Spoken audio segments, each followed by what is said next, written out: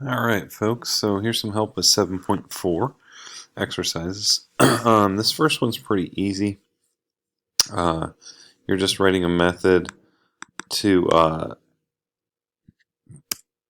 check if two arrays are the exact same equal thing. So you're going to do a dot equals for arrays. And you can see they're going to check it out here with this is equal method. That accepts two arrays. So the first thing that I wanted to help with, because it's really a standard for loop, I'm not going to help with that part. But the thing you should do first is check if the array sizes are the same, because if they're not the same size, then you definitely can't have the two arrays having all the elements the same.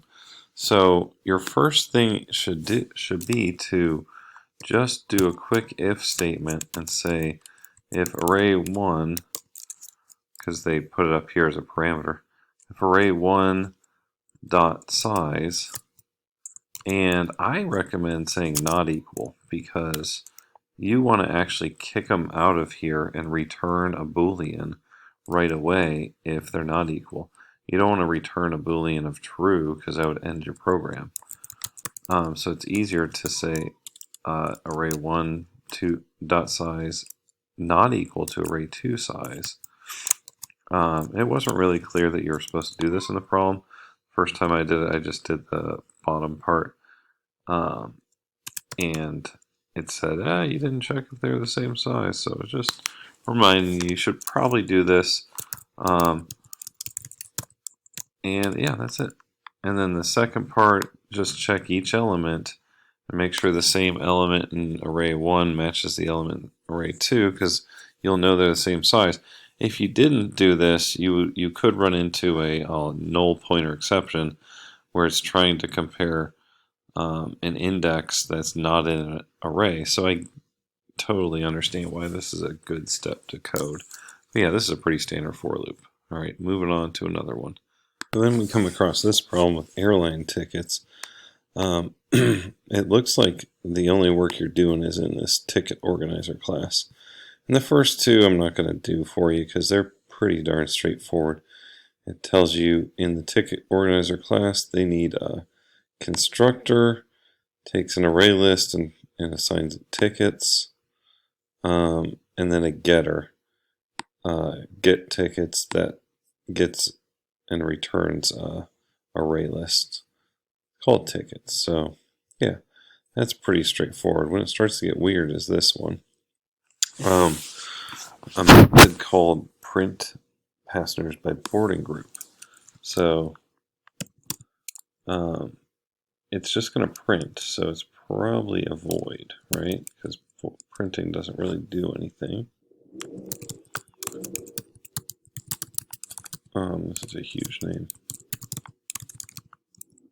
So it's going to print them out. And if you look in the airline ticket, each person made has a boarding group, which is an integer, and it tells you it's a number 1 through 5.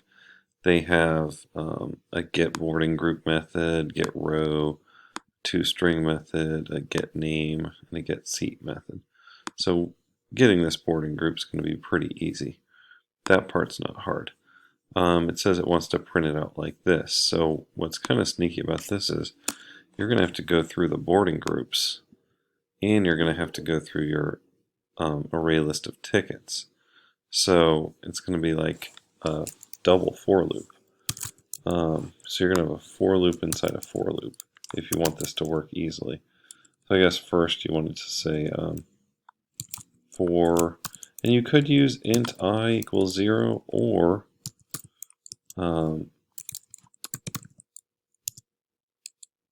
if we're going to list it, and we want to print it out anyway, why don't I just make this equal 1 to begin with? I want to do boarding group is 1, and then group less than 6, and then group plus plus.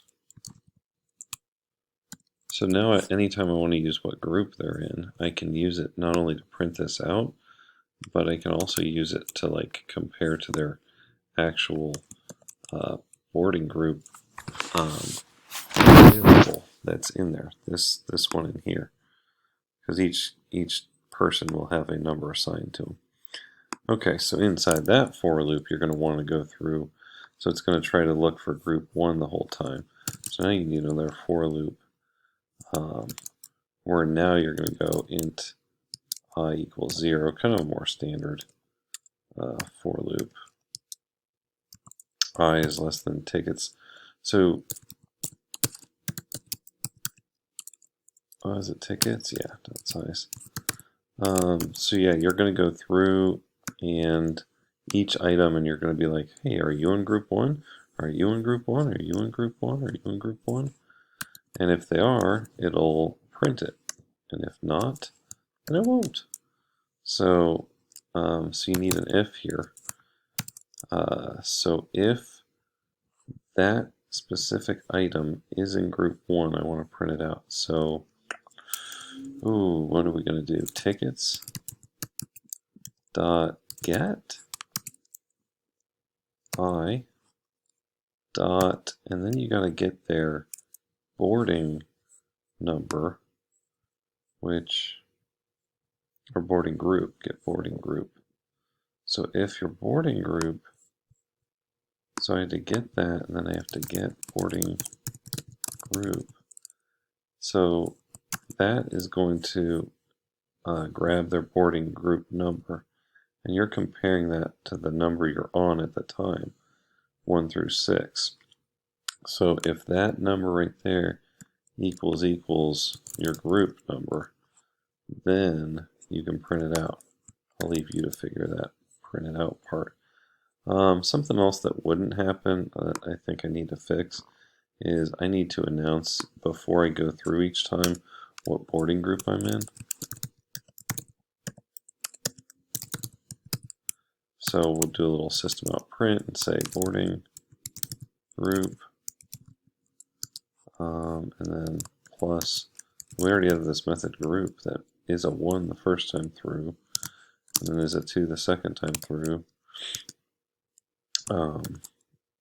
So there's boarding group 1, the second time through it'll do boarding group 2, yada yada. Okay, pretty good. So you can figure that part out, and it'll go through and every time print them out. That should work. You just got to figure out what's right here, and then I think, yeah, it should grab them. Try it out. And then you got another method coming up. The last thing they want you to do, this is a long problem. Last thing they want you to do is write this method called can board together, and it determines if the passengers in line in tickets can board with the people they're standing next to in line. And you got a couple ifs going on here. It says if they're in the same row and the same boarding group as the person behind them, they can board together. And it should print out that those two passengers can board together, like passenger 11 can board with passenger 12. And because they're both in the same boarding group and the same row. So here's a weird part. This is going to mess us up later. If there's no passengers that can board together, it should print that. So we're going to have to kind of handle that at the end. But since you're just printing stuff, it's another void, no big deal. And you imagine you need a for loop, right? Just probably a standard for loop. Int I equals 0. I is less than tickets dot size. Hopefully you're getting used to this because we've been doing it a little while, and we're getting a little more used to array lists. They're cool. All right, so we got our for loop. Now you got to put your two if conditions in there, right? So you want to check if they are in the same row and the same boarding group. So let's check their row first. So how do I access just one item? Tickets.get I, and then dot, I want to get their row. I think it's just get row. We have to go over here and check just to make sure. Get seat. Here's get row. So if get rows here, yeah, it's just going to return a row. So if their row equals the person next to them's row, right? So we're going to say equals tickets dot get dot I+1. Uh-oh, a little warning should be going off in your head. You're going to get an array out of bounds exception here if you don't do something about it. Okay, so what do we have to do? If I'm looking to the person next to it, I'm going to go past the size. So I need to take one off there so I don't look too far. Okay, if that's the case, then I want to also know just being in the same row isn't good enough. I also need to be in the same boarding group. So you're going to do a pretty similar if statement in here.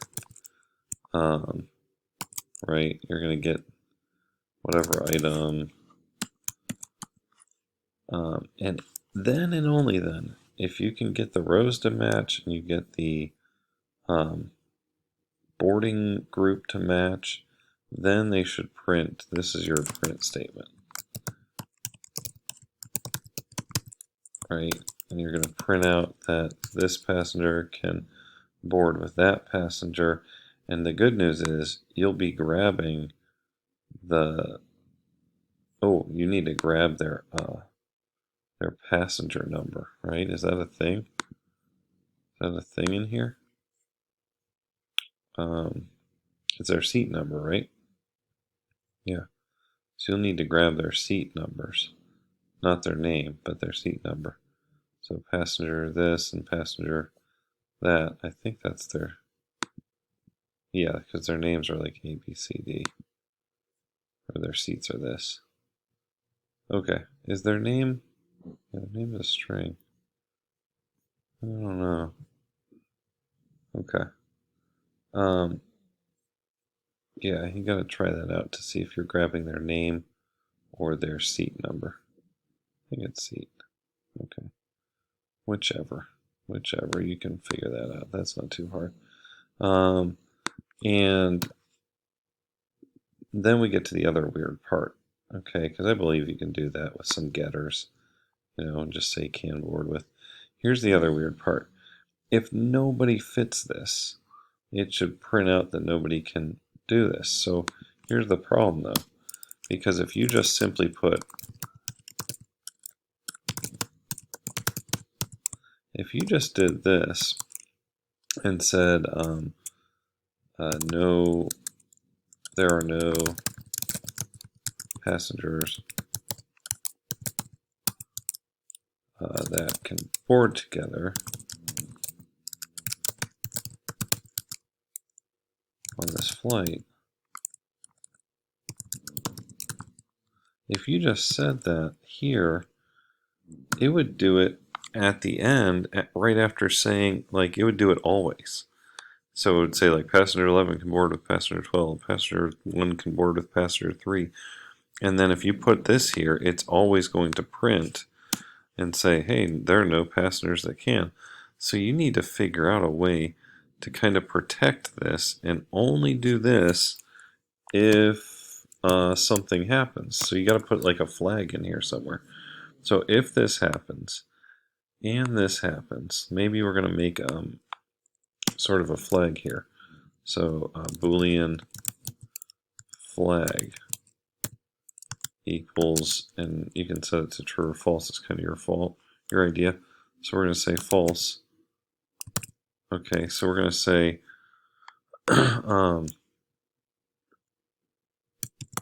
if flag equals false, I guess I could say if not flag, right? So flag is true. Here's what you can do. You set a flag to true, and if nothing happens in here, it's going to print out flag being true, it's going to print out that there's no passengers. But if you ever get to this part of the code, it'll turn false.